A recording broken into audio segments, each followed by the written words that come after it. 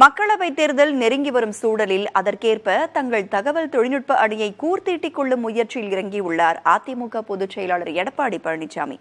கட்சியின் தகவல் தொழில்நுட்ப அணி இனி தனது நேரடி கட்டுப்பாட்டில் இயங்கும் என்றும் அவர் கூறியிருக்கிறார். சென்னை ராயப்பேட்டையில் உள்ள அதிமுக தலைமை அலுவலகத்தில் அதிமுக தகவல் தொழில்நுட்ப அணி கூட்டம் கட்சியின் பொதுச் செயலாளர் எடப்பாடி பழனிசாமி தலைமையில் நடைபெற்றது. இந்த கூட்டத்தில் தகவல் தொழில்நுட்ப அணியினர் மத்தியில் பேசிய எடப்பாடி பழனிசாமி பல்வேறு அறிவுறுத்தல்களை வழங்கினார்.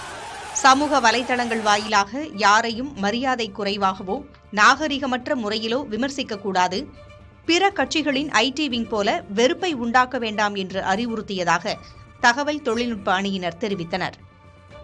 18-30 வயசுக்கு நீங்க என்ன சொல்லணும், எவ்வளவு விஷயங்கள் நம்ம பண்ணியிருக்கோம், அதே சமயத்தில் திமுகவுடைய இங்க இருக்கக்கூடிய எவ்வளவு ப்ராமிசஸ் அவங்க பிரேக் பண்ணியிருக்காங்க, முக்கியமா மாணவர்களுக்கு அவங்க செய்த ப்ராமிசஸ் எப்படி பிரேக் பண்ணியிருக்காங்க, இதெல்லாம் கொண்டு போய் சேருங்க, கடைசி மைல் வரைக்கும் கொண்டு போய் சேர்க்கணும். அதே சமயத்தில் நம்ம ஒவ்வொரு பூத் கமிட்டியிலும் 2 பேர் ஐடி விங்குடைய நண்பர்களை நம்ம போட்டிருக்கோம்.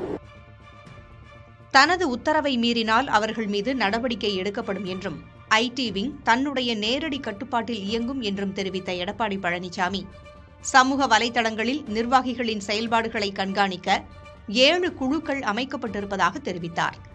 குழுவில் உள்ளவர்கள் தகவல் தொழில்நுட்ப அணியினரின் செயல்பாட்டை மறைமுகமாக கண்காணிப்பார்கள் என்றும் கூறியுள்ளார்.